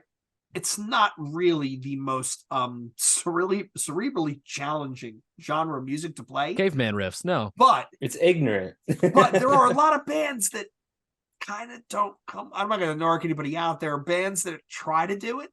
And if you can't just nail it, sounds sloppy. And yet there are bands like Cover Your Tracks by Bury Your Dead, where they're like, yo, we're just gonna play fucking mosh riffs for 12 songs and 3 minutes apiece, and you're like, I'll take it. I mean, it makes you wonder, like, how do you screw this up? But then it's like, okay, I guess it's not that easy. It's not that easy. There's a method to the madness, and it's like it's not always as easy as people think. Like, you're playing power chords the entire time. You don't need anything fancy. Like, I didn't know how to play guitar the first fucking 5 years I was playing in a hardcore band. And like, we did just fine. Like, yeah, I mean, you can fake it till you make it in hardcore. Oh yeah. But like, there's something to be said about like knowing when to like put in a 2-step part, put in like a, wall-to-wall situation, like, just knowing what's gonna like make someone's brain just light on fire and go crazy. And it's an art form that, not a lot of people appreciate, but I sure do. And I'm really like, I love it a lot. You know what else is on this record that I can't remember what song it was in, but it's that muted like it was one of the first, like, oh yeah, when they pick up pace. Yeah. Mark my words. Yeah. Yeah. Jeez, I'm just throwing my cats around the fucking basement. All right, Tim, keep us going. Speaking of 2-steps, Not One Truth has one of the hardest 2-steps ever. See, I think this is where the second half, to your point, where they're like, all right, now let's just have people beat each other up. This is called I Hope You Met Your Deductible, because here comes your health insurance, right? That's the second half of this album. Yeah, like the chorus is maybe my favorite chorus of any hardcore song. Like, just where it just drops out, just dun dun dun dun dun. Oh, like, well done. No notes. Beautiful. Yeah. And then the 2-step right after, it's one of the hardest parts of the record. Even that intro snare part, I love that shit. The snare roll, yeah. Yep. Like, the drumming on this song specifically, I don't know, it's probably the most straightforward on the record, but it is some of the cleanest. Like the like, it's perfect. It's perfect song. It's the same thing with the next track, the Betrayed by Life. Dude, one of the best tracks on the record. Yep. It's almost like when they made this record, they were setting themselves up for the future, because they were like, yo, these tracks in 20 years are gonna bang just as hard as they do now. Because they do, man. When you see these songs live, they hit so good. Yo, in 25 years, we're going to be giving all of our fans heart attacks because they're going to want to dance to this shit and they're not going to be physically able to. Yeah. Trust me. Mark my words. Well, mark my words, the next track we'll go right into it. I gotta move locations real quick, guys. Yeah, you're No worries. The rest of my On a family's trip. coming home. Oh yeah, it Tell is Nicole early I for say you guys hi. over there. Yeah, it's only The- 7:15. The second half of Mark My Words where they slow it down and it does the climbing riff, the dana, dana, dana, dana, like, yeah, again, hit somebody. I've already listened to this record 4 times today, and I'm just like, I'm excited to listen to it To again listen when to we're it done again. with it. It's like, literally, like, Fuck I'm it. going to a show after this, and I'm going to listen to this record on the way there. You're going to a show tonight? I am, yeah. Who you Where are you seeing? going to see? No idea. You don't Wow. even know who you're going to You see? I better. have no. Sounds cool. It's one of my. It's so I have another band that I'm starting a hardcore band, and it's the guitarist. Like, it's one of his friends. He was like, "You want to go?" I was like, "Yeah, fuck it. I haven't been to a show in a while." There you go. All right, So- let's get through this last part of it. We'll get do into it. the other stuff and we'll get you guys out of here. So I know it's the family's coming home, so we gotta Last hurry up breath. here. What are they? Is this one of the longer songs? No. The double not bass at in this all. is hard. It's hard. Yeah, one of the songs everybody covers. Yeah. Yeah. It's Yep. and for good reason. Like, it's got everything that you want out of any hardcore song. Like, big, like, sing along part, big mosh part, a lot of 2-steps. It's just good. And I think if I remember correctly, when they play it live, they play it about a half step faster, which makes it, for whatever reason, even heavier because it's moving at an even quicker, faster clip. This is also one of the moments that they do the thing that I've been talking about really well, where, like, Mark My Words ends, and then they have that, like, really slow build up where it's just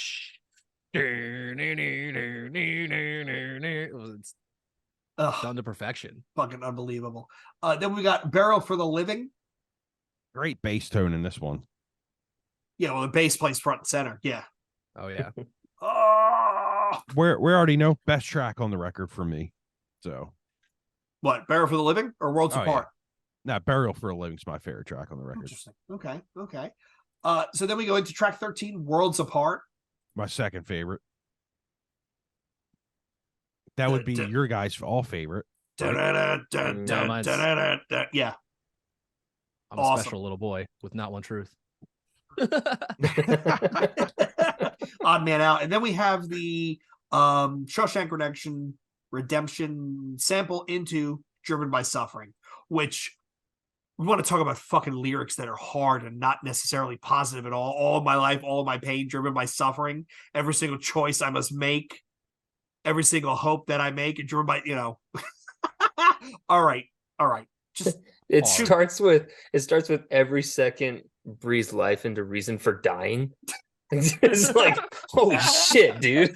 that's dark, man. That's dark. It's so funny because we were talking about being Tim Robbins. Tony Robbins, yeah. Here he is, yeah. Tony Robbins, yeah, whatever the fuck his name is. Just it's so positive, just like, hey man, hey brother man. Well, You may be he looking got- down the barrel of today. Yeah. He got all of his hatred and pissed offness out on this record. So yeah, he had to make it positive. I mean, after Bring you've it been, back, we talked about this, like, bands like Korn and shit. Like, you can't make that same album. That first album, you can't make it twice. You're never going to be that No. hungry, that starving, that with that in your belly. And when you saw, like, bands like Korn, bands like Limp Bizkit, Slipknot that make, tons of money and get rich, it's like, I can't really be angry about that shit anymore. And then, to Austin's point, you have Terror, where Scott Vogel says, yo, what, the last album? Let's make the same thing again. Just change it a little bit. Just a little bit. Hey, it works. It works. Yeah. Yeah. All right. Let's do this. Out of 10. Everybody out of 10, I'll start it. It's a 10 out of 10 for me. Yeah, 15. it's a 10. It's Jay's got the right It's a 15. idea. You It's guys a talking 15, about? It's a dude. 15. There's It's like a blood this pressure, breaks right? the scale, dude. Like, I mean, there could be an entire platoon of bands that just rip off this sound and do these type of songs for the rest of their career, and I would buy merch from every single one of them. I'd go see every single one of them live. I'd stand in the back with a shitting grin on my face. Yeah. Like it's just fun. It's just fun. If anyone told me this band sounds like Satisfaction era Hatebreed, I'm there. That's great. Oh, absolutely. But And then you fucking show up awesome. and you're like, what the fuck? Where is Betrayed by Life? You're like, then you're angry. You're instantly angry. You're like, yo. What? Any band that says that though, they never sound like this. No. they never. It's like when the lead singer says we're recording, we're in the studio, and this is our heaviest album yet. No, I love him. I would love to have him on the show. Al Jurgensen, stop lying. Stop lying to your fans. Stop lying to your Oh, yeah, fans. that Stop new saying shit it's going to be our sucks, heaviest yeah. album. Stop. All right. So that covers Satisfaction's Death and Desire. Again, I think we've lapped the album's actually runtime by 3. A few times, yeah. We do have a surprise for everybody. So before we started the show, Hunter and Austin sent us over a early release track of some of the stuff they're working on. And are we going to play it or are we just going to talk about it? It's up to you guys. I mean, we can play it if you Well, want. it's up to you guys, actually. Yeah, it's actually up to you guys. Play it, dude. All right, Tim, share your audio. Yeah, Let's do play it. it. All right, let's let me get this started here. Give me 1 second. So while Tim's playing, I'll vamp. What do you think the most streamed song off this album on Spotify is? Oh, Most I was streamed. just looking at it. I'm gonna say like Burn the Lies. Burn Austin? the Lies or Puritan. Okay, Austin. I don't know. It's probably. I'm gonna go with Hunter just because he already looked at it. I'm gonna go with Burn the Lies. I have a shit memory though, so I could be 100%. Believe it or wrong. not, Empty Promises 4.3 million streams. The next closest is Burn the Lies with 1.6. What do you Okay, think the so- least streamed song on this album is? Conceive through an Worlds act of Apart. violence. I was Okay, it's gonna be so- like like Worlds Apart, or honestly, it's probably gonna be Not One Truth. Driven by Suffering, 158,000. That's a crime. So how can you not get to the end of this album? Like that's what it tells me. Like how can you not get to the fucking people? All right, I mean, it's modern, like attention a lot of span. modern people, yeah, with like attention spans of nothing. They're probably hearing a lot of it off of like, playlists where the algorithm is just like, oh, a lot of people listen to the first track because a lot of people start records. Not everyone finishes. True. Could also All right, Tim. So let's talk. Do you want to talk about the track now or after? You want to just play it and fuck it, just play it. Just We'll play talk it. about it afterwards. guys hear that? Yeah. Let me know if I need to turn it up.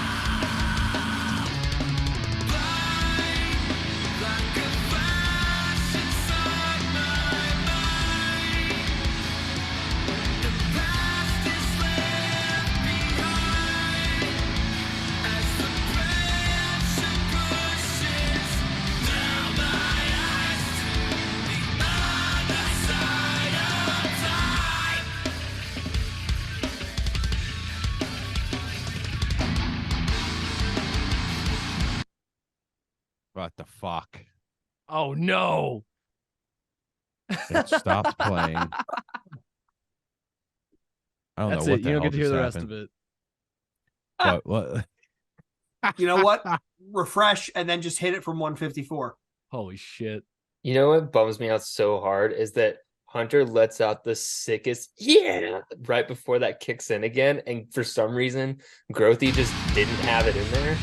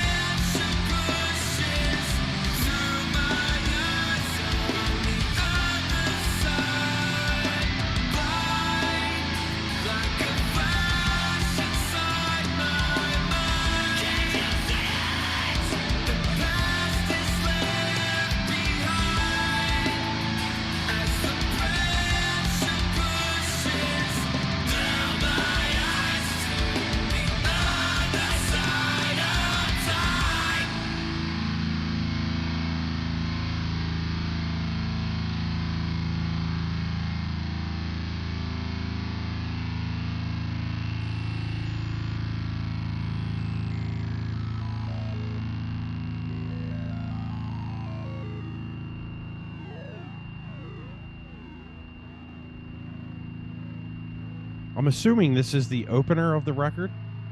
Yeah. Yes. Thought so.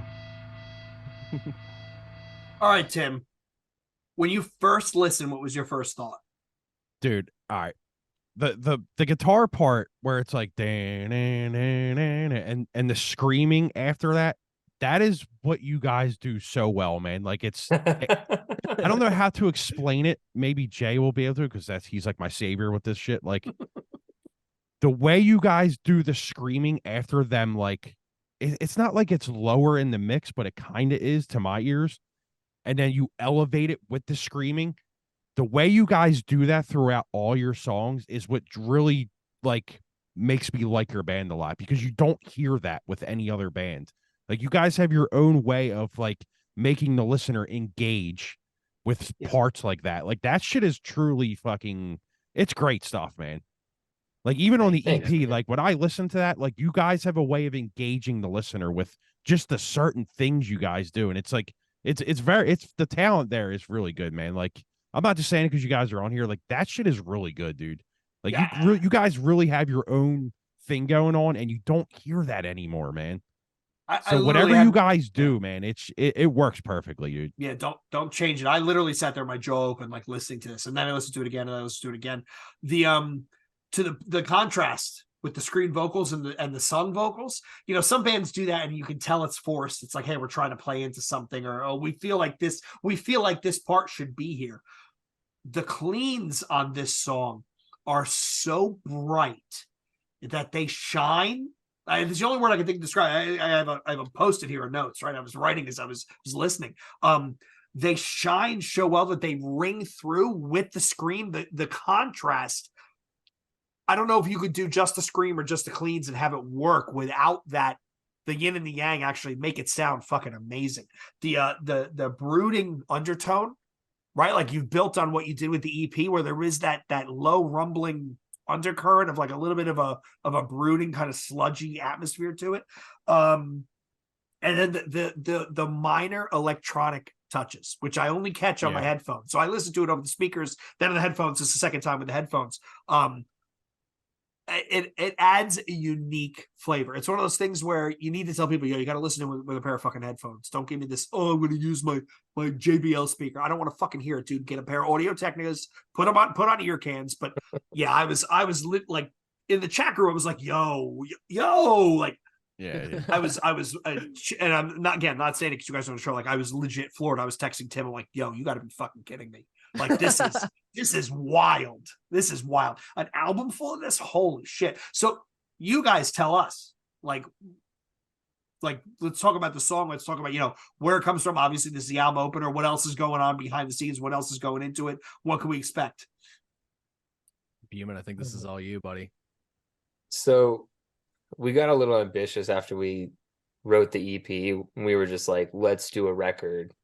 And I had this idea a long time ago, but it kind of turned into a concept record that I don't want to get into too much, just because I want people to, experience that without my influence or anything like that.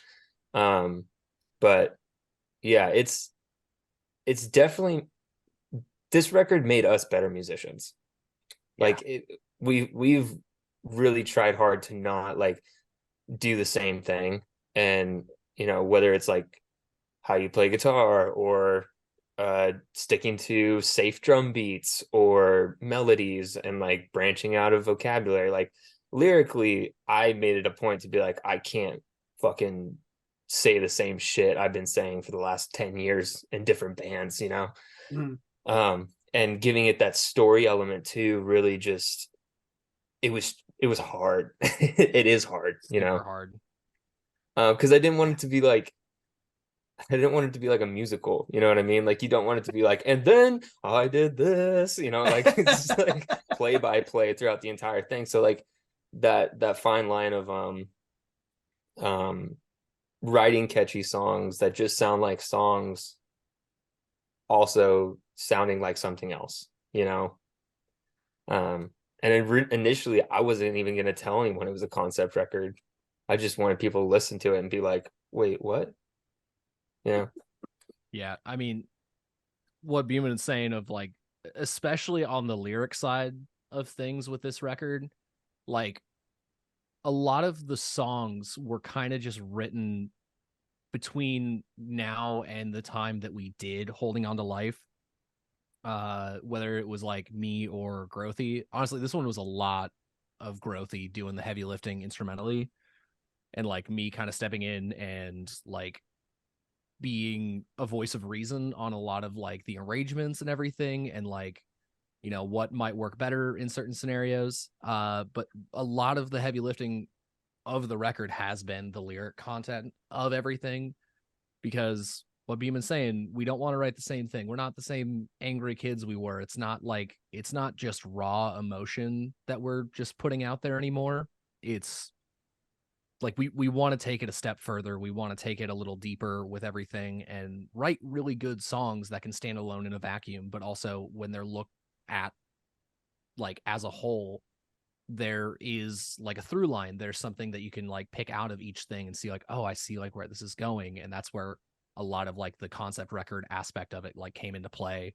Like the last song on the record, I'm so fucking, it's taken me everything not to just send you the demo that we have, because it's maybe the best chorus that like we've ever written. Like it's definitely the best chorus that I've ever been a part of. Like we wrote it and we were all driving home and like texting each other that night, just like, holy fuck, we can do that. Like we can just do this. Like it's great. Like this has been the most challenging and frustrating and absolutely like maddening experience, but it's also been one of the best experiences writing, because what Beeman said, like we have challenged ourselves beyond what I thought we were capable of, and I think we've done something really cool with it. And I hope everyone, feels the same, or at the very least is just like, yeah, it's pretty good. Yeah, I mean, I see what you mean about the growing aspect. It's still Drowner though. You hear it, it's still Drowner, and that's not a bad thing at all, man. No, right? That's something we're concerned about. Like I want to evolve. I don't want to change. Yeah. No. But what I'm saying is, good way to put it. what I fell in love with on the EP, I still hear in this song. I mean, because if you listen to this podcast, and Jay will tell you, if you cannot write a chorus, don't even be in a band. Because don't.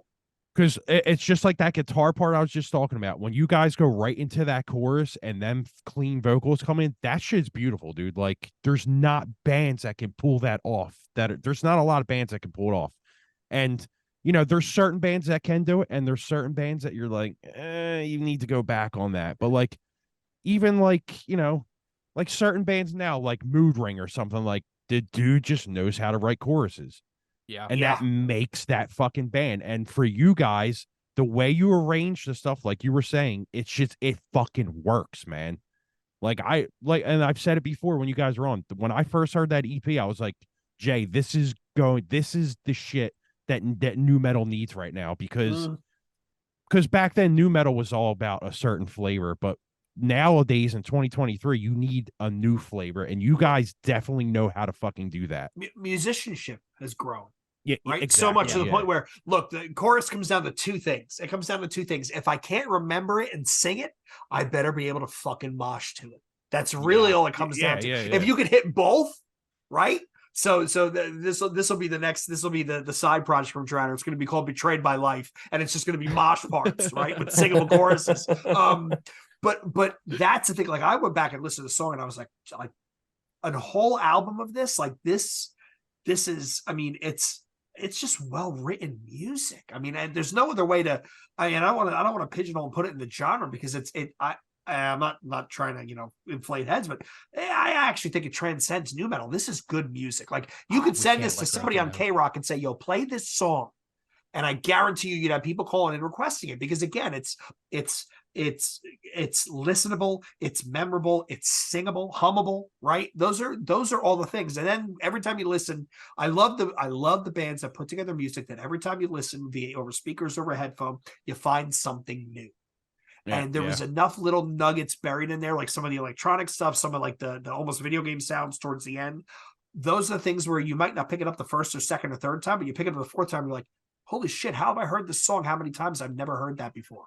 That's awesome. I think another thing that's missing from music these days that you guys incorporate is, we bust your balls about taking forever, but sometimes when bands take forever to put out music, it's for the greater good. You know what I mean? Because some bands take 4 years, like Deftones. They take fucking 5 years to put out records. But when they put them out, they're fucking incredible. And it's worth the 5-year wait. With you guys, it's the same thing. Like, because you can feel, like, I hate music that doesn't make me feel something. You know what I mean? Like, that's why I don't like a lot of hardcore these days, because I just don't feel anything from it. You're going through the motions. I've heard this 20 million times, dude. But, like, when I put this song on today, like, I instantly felt I instantly felt the same feeling I did when I heard the EP. And it's fucking hard to do, man. And you guys should really be fucking proud of this stuff, dude. I haven't heard the rest of it, but if it's song, half as good as this, it's a fucking monster. And I'm also going to give you guys credit. Change topic a little bit. The remixes that you did, right, from the last EP. Yeah. That is another thing that is not easy to do, because sometimes, like, somebody gets it, they put a dubstep beat over it. That's not a remix. That shit was legit remixed, to the point where I would go from the EP to the remix to the EP to the remix, and I was just like, fuck it, just keep looping it. I'll just keep going. We got 8 hours of work day. Let's keep going. That I am legit stoked for what's coming next. Like, I legit am stoked. I mean, you guys are always so supportive, and it's amazing. And, like, you guys always, like, I think one of the reasons we like coming on this show and, like, talking to you guys about, like, the new stuff, and, one of the reasons we've been so excited to show you two specifically is that you always seem to, like, understand it on a level that, like, we aren't sure if people are going to get it.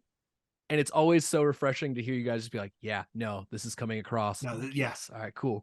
Dude, yeah, I'm sorry to cut you off, but I just want to make this point. Like, on the old EP, like, what's the song? It's called Vindictive Faith, right? Yeah. When I first heard the EP, that was probably my least favorite song on it. It's not a bad song at all. But as I listened to it more, I'm like, this fucking song is one of the best on the record, because as I soaked it in, I'm like, dude, like, that chorus, man, it's just like, it's like when you hear Deftones' Cherry Waves, you know what I mean? Like that song, Mhm. how it just like fucking flows through you. Like that song does that for me, man. Like, so you guys branching in more into that stuff, man. Like that's what catches my ear, man. So it's with every album, and this is going to be a weird metaphor, but just work with me here. There's every album should have equal amount of growers and showers, right? Yeah. There should be songs that right out the gate you're like, yo, this is a fucking monster. like And the opening track on the EP. Yeah. And then there's songs where you like them, but as you listen more, you're like, holy shit, that is amazing. And I will tell you, the band that I think does this the best, and I don't think they do it purposefully, Cattle Decapitation. Yeah. On every album, there's showers where you're like, yo, this is a fucking amazing song. And then there's growers where the fifth time you've listened to the album, you're like, yo, I think that's one of the better songs of the album. This is a fucking shower to me. Like, Jesus.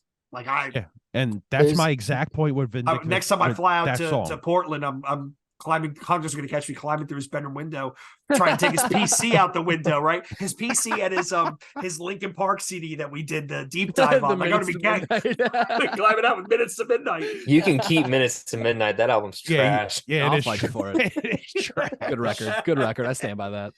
Trash record.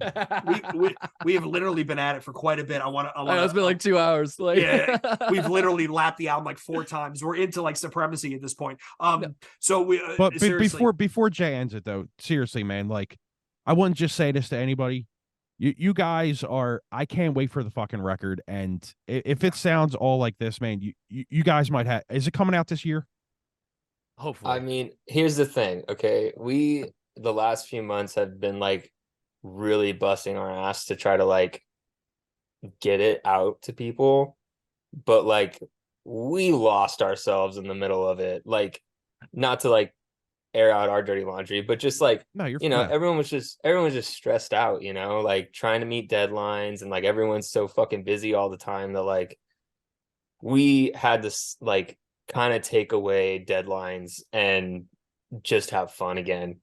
Because like, right. we want it to be good, As fans, we hear that in the music when you're slogging through to make the newest Tool album versus when you're actually taking your time to just, hey, when it fucking happens, it fucking happens. It's ready, it's ready. Because don't get me wrong, like we're super proud of this record. We want people to hear it. It just needs to be right. Yeah.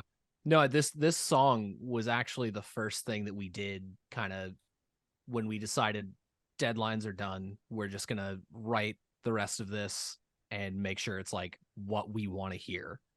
As soon as that pressure was taken off, we wrote this and we're just like, yeah, that's all we need.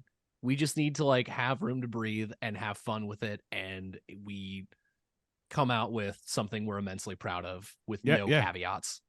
And it's great. And the way you guys did that is probably what brought it all to the forefront, because you're like, fuck, like I gotta mix, like whoever's mixing the record, I forget his name again, I'm sorry. Grothe. But like, Grothe. Yeah, when Grothe's mixing the record, he's kind of sitting there probably like, fuck, man, like these guys are expecting this. And if you tell him like, dude, it can come out 2 months later, then his body, like the burden comes down, and then the brainstorming comes back. Because I kind of think, like, I run into the same shit when I was in bands. I'm like, we're recording 2 weeks, dude. Like, we don't have the lyrics done. Yeah. And you rush, and then you put out us.